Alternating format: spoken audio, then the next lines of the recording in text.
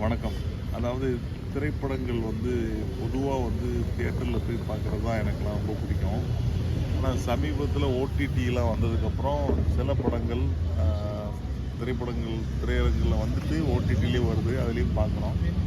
நேரடியாக திரைப்படங்கள் வந்து கோவிடுக்கு அப்புறம் நிறைய ரிலீஸ் ஆகிறது ரொம்ப கம்மி. அந்த வகையில் வெப் சீரிஸாக நிறைய படங்கள் வரதை நம்ம பார்க்குறோம். அதாவது மல்டிபிள் எபிசோட்ஸாக சீசன்னாக வர்றத நிறைய படங்களை பார்க்குறோம்.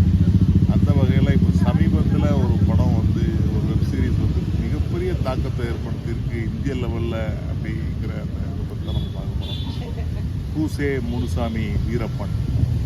வீரப்பன் அப்படிங்கிறது வந்து சாதாரண ஒரு பேர் இல்லை அப்படின்னு நினைக்கிறேன். ஏன்னா வந்து 80கள் 90களில் பிறந்தவங்களுக்கு வந்து வீரப்பன்கிற அந்த ஒரு ஆளுமை வந்து தினமும் நம்ம வந்து செய்திகள்லையோ செய்தித்தாள்கள்லையோ பார்த்த ஒரு ஒரு ஃபெமிலியரான ஒரு பர்சனாலிட்டி. நல்லவனோ கெட்டவனோ டெய்லி அவன் முகத்தில் தான் நம்ம முழிக்கிறோம் அப்படிங்கிற மாதிரி அந்த செய்தியில் தான் நம்ம முழிப்போம்.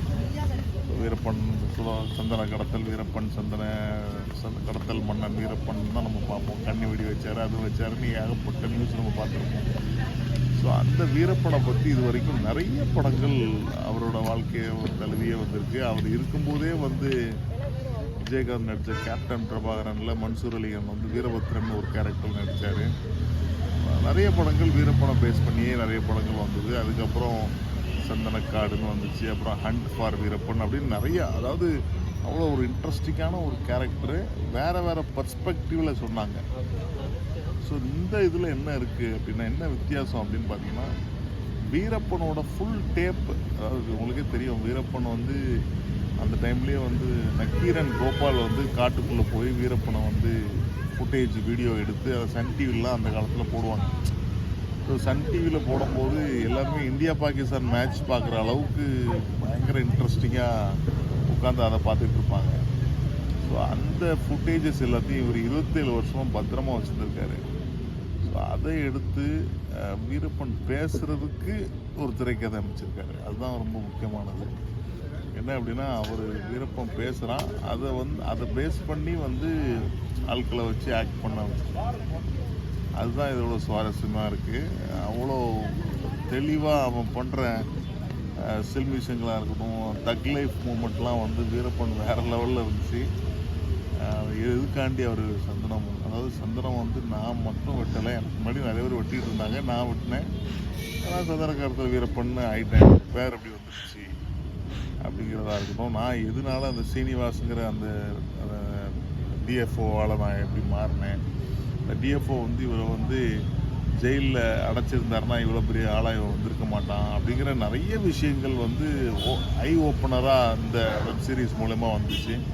அதில் நிறைய டாக்குமெண்ட்ரி நிறைய பேர் பேசுனாங்க. குறிப்பாக நக்கீரன் கோபாலாக இருக்கட்டும், இல்லை செந்தமிழன் சீமானாக இருக்கட்டும், அப்புறம் வந்து பாப்பான்னு ஒருத்தங்க, அப்புறம் நிறைய பேர், ஒரு அட்வொகேட், ஒரு லேடி, அப்படி நிறைய பேர், கர்நாடகாவோட இவர் ஒரு ஜேர்னலிஸ்டாக இருக்கட்டும், இல்லை வந்து அந்த காலத்தில் டிஜிபியாக இருந்த திரு அலெக்சாண்டராக இருக்கட்டும், நிறைய பேர் அவங்கவுங்க தரப்பு நியாயத்தையும் சொல்கிறாங்க, அது நடந்ததையும் சொல்கிறாங்க. அதுதான் இதோட பெரிய ப்ளஸ் பாயிண்ட்டாக நான் பார்க்குறேன்.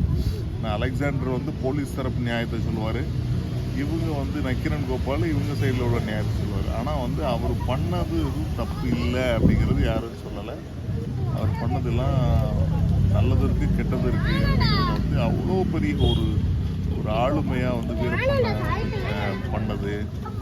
அரசியல் சார்ந்த பேசின விஷயம், ரஜினிகாந்தை பற்றி பேசுனது, ஜெயலலிதாவை பற்றி பேசுனது, கலைஞரை பற்றி பேசுனது, நிறைய விஷயங்கள் வந்து வெப் சீரிஸ் முழுக்க இருந்தது.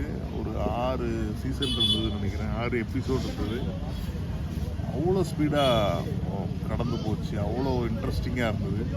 ஸோ அடுத்த சீசனும் இன்னும் இருக்குது. அதில் தான் வந்து ராஜ்குமார் கடத்தப்பட்ட அந்த எபிசோட்ஸ்லாம் இருக்குது.